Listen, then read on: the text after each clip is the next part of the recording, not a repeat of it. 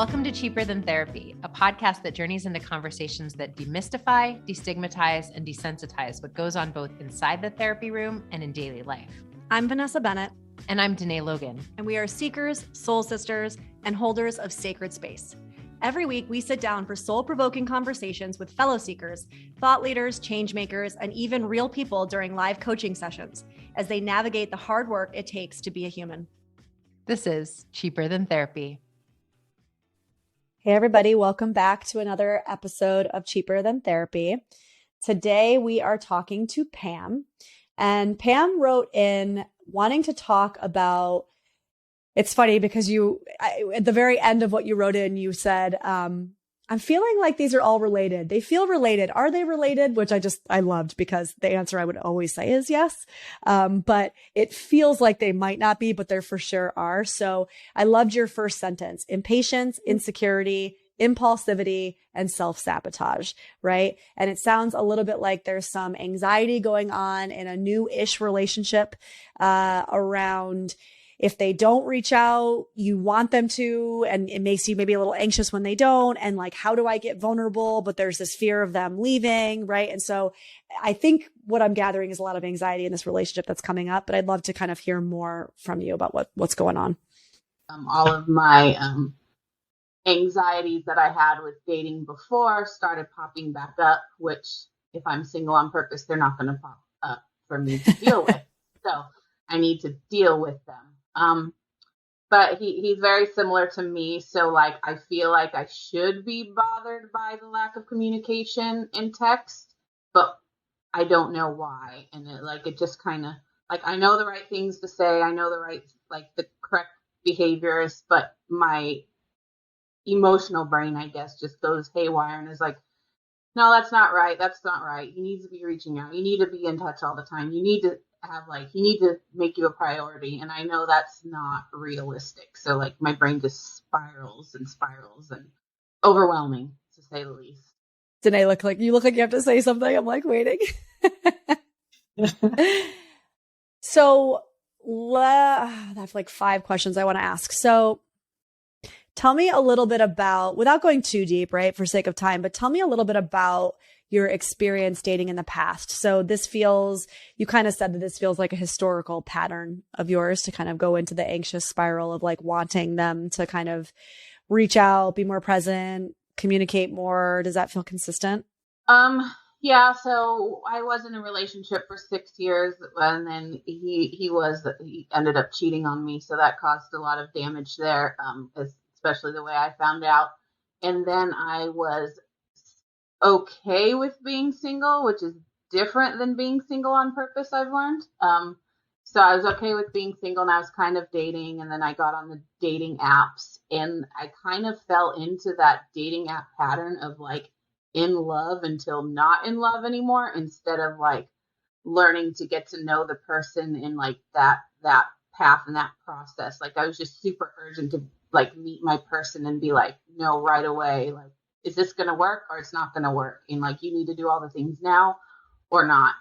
And so there's just a lot of like instant gratification. And I think that kind of like built into my psyche. So now like, I kind of feel like I expect that instant gratification or that consistent contact, even though like when I think about it logically, I'm like, well, I don't really have anything to fucking say to this person like 30 times a day. Like, why do I feel like they need to talk to me like 30 times a day?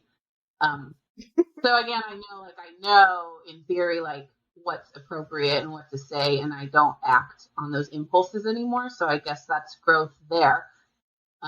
But just like it really brings me down, like to where I don't do things that I should do. Like I'm kind of losing myself again, I guess, is really the basis of it all. I feel like I'm losing myself, and I'm getting back into a people pleasing. And to answer your question, I guess, yeah, I'm kind of a people pleaser. And in all of my relationships, I've only had 4 like serious relationships. I supported them, and I did whatever they needed to do to feel better and feel supported in whatever they wanted. And I always ignored what I wanted.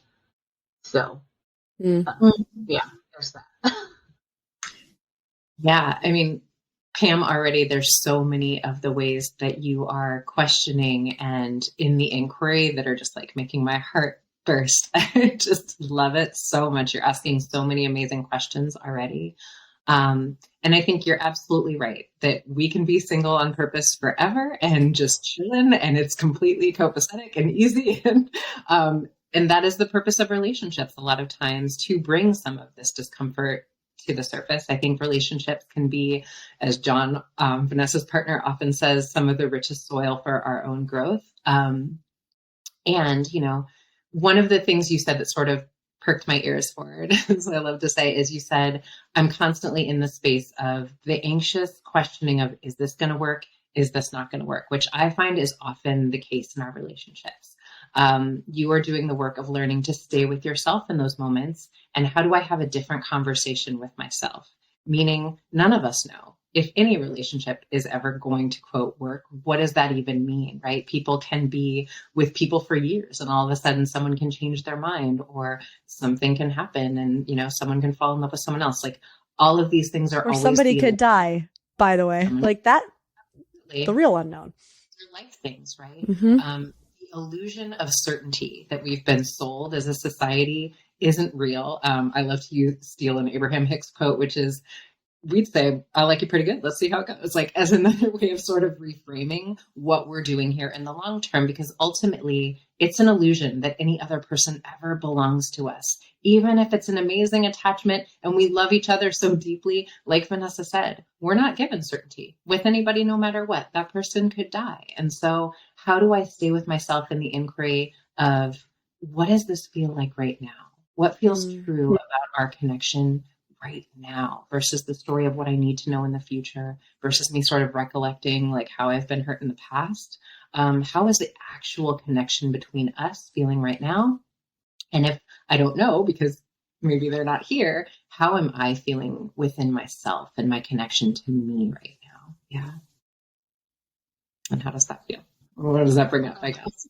I like that a lot. It's a bit of a light bulb, instead of like my normal thinking of like, okay, is this someone I could spend the rest of my life with who I barely know? Like, how would I know that?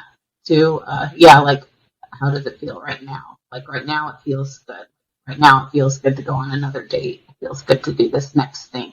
So I think just removing that, like, future, like 20, 30 years down the road. The pressure. It's a little pressure. Yeah. The background too is like, I feel like I've put a lot of pressure on myself because in my family, I have multiple aunts and uncles and grandparents that have been together since they were like 16. And my sister has been with her husband since they were 16, and they're in their 30s now. So like, I just feel like I've always wanted that so badly. And so I just put a lot of pressure on myself to like find that in every person that I meet. But, I want to speak to that a little bit because, as a society, as a culture, we've put so much emphasis and weight on length and not as much emphasis on weight on connection and depth and health of relationship. Actual what? Fulfillment within that relationship. Right. In relationship, I say this often, and I kind of say it a little flippant, but it's like, if you're telling me you guys have been married for 50 years, congrats. But I'm also curious, like, do you sleep in the same room? Do you still have passion? Are you still are you lighting each other up? Do you still feel like you know who you are in this relationship? Because if you can't answer yes to those questions, and like, I kind of don't give a shit that you've been married for 50 years. I'm not looking to congratulate you on that. That to me doesn't feel like something worthy of congratulations, but that's a very different approach and way of looking at relationships. Generationally, I do think we're changing that a little bit, right? Like, who cares if you sleep in the same, if you haven't slept in the same bed in 20 years, I don't care that you've been married for 30, And so I also would say, going back to what Dene was saying about finding yourself in this, yes. Okay. You've seen that. That's what you've been looking towards because it's kind of been the pattern or the norm in your family. But what about that feels true for you, right? Like, is there anything in you that can look at that? And I'm not saying judge your family. I'm sure some of them do have lovely relationships. I'm also not saying that they all have shitty relationships, but you might want to step back and look at them and say, okay, I see the number, but like, what about their relationship actually doesn't feel true for me and what I want my connected intimate relationship to be and look like. And if you start to look at it in more of that space, you might actually realize that, you're holding this person up to a standard that doesn't actually feel true to you. John uses that term blueprint. It's like we're tracing old blueprints that aren't even ours. Yeah.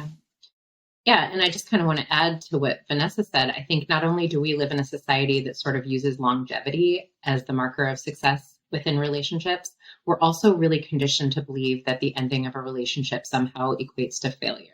I'm someone who was married for 11 and a half years, and I don't even a little bit consider that relationship ending or that relationship in its entirety to be a failure in my life. I think it was one of the greatest success stories of my journey. I think when we hold, this person has come into my life to teach me whatever lessons I am meant to learn through our relationship during this time. But the people come into our life for a reason, a season, sometimes a lifetime, but not always. And if I sort of say, like, what is this person in my life to teach me right now?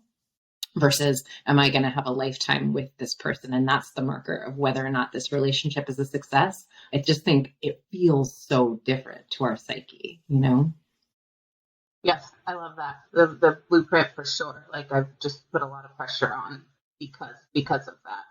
So I think I just need to be present, like learn how to be present and be okay with what's happening like now and in front of me, which is definitely something I struggle with in career, friendships, and relationships. So just getting the spinning to stop will be hugely helpful.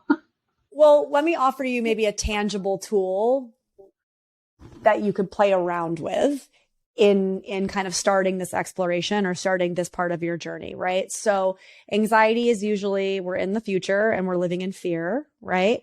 Whereas we know depression is kind of the opposite. Depression is usually like we're living in the past. And so my offering to you as kind of a tangible practice might be when you feel yourself in that anxiety spin, right?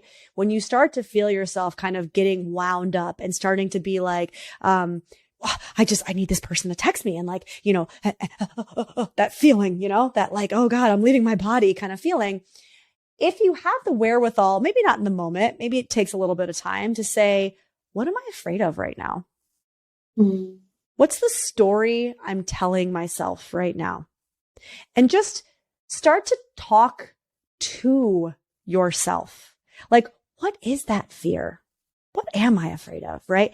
And really get familiar. This is a presence practice. I mean, this is really like, woo, I am feeling some sort of way. Let me pause, turn the gaze inward and start to question, turn it over in my hand in a gentle way. We're not bashing ourselves for having the feeling. We're more just getting very curious about what that feeling is and what the thoughts that are attached to the feeling might be so that we can come into a space of going, yeah, but is that really what's happening? Right? If I might say like, I'm just worried that if they're not texting me 30 times that they're not interested, right? I'm making this up. Then I might, if I actually say that out loud, I might say, or that maybe that is the thing. I might say, is that really true? Is that really, what the fear is? No. Oh, what is that fear actually about? Oh, this fear is about, I'm going to be alone forever. Mm-hmm. Right? Like there's a way to start getting deeper when we start doing those inquiries. And what happens is eventually over time, when you get more and more practiced at doing that pause and being like, ooh, I'm feeling something. What's going on for me? It becomes easier to access. It becomes quicker to access. And that spiral that we get into over practice, this isn't an immediate thing. It becomes, we're able to get off that Ferris wheel a little bit quicker.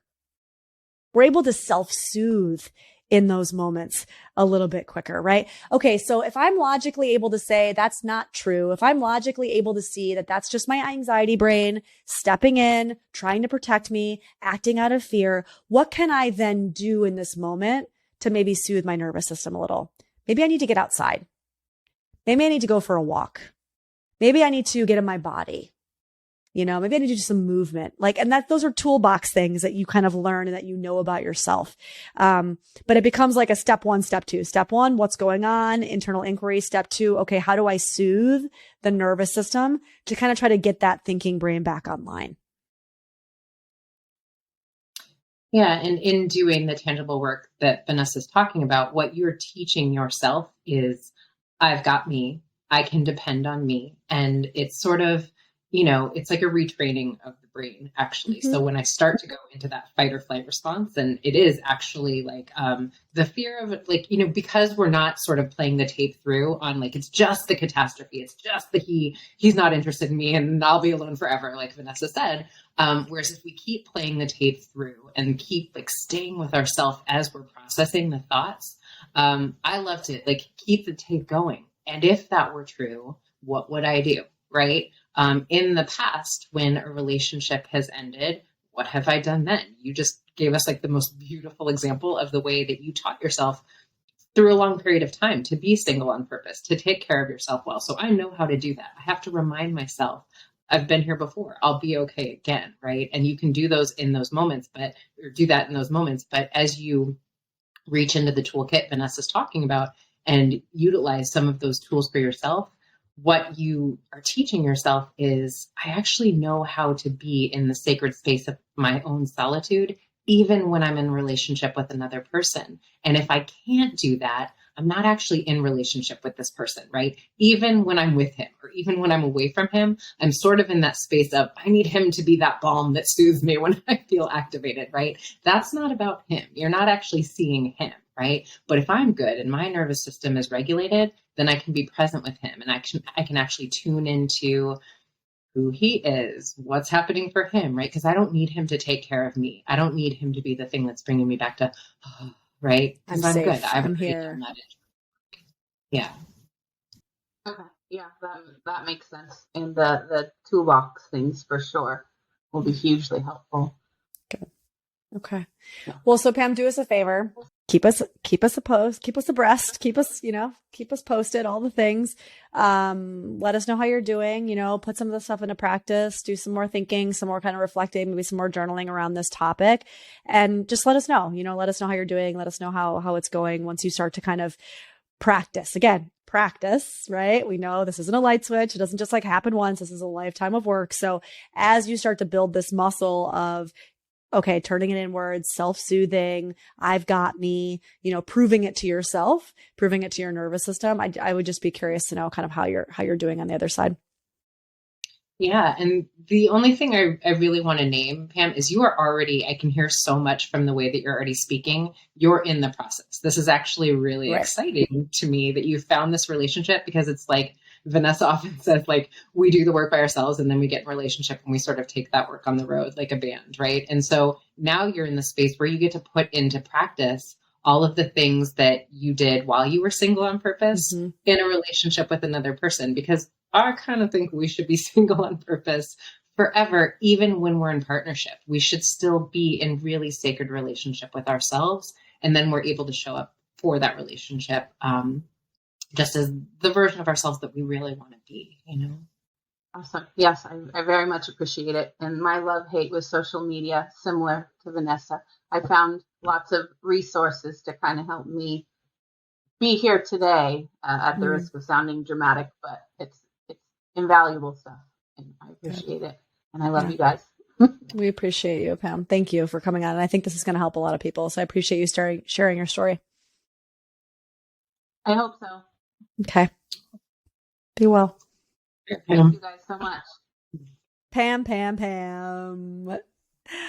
I hear so much of so many of my clients in her.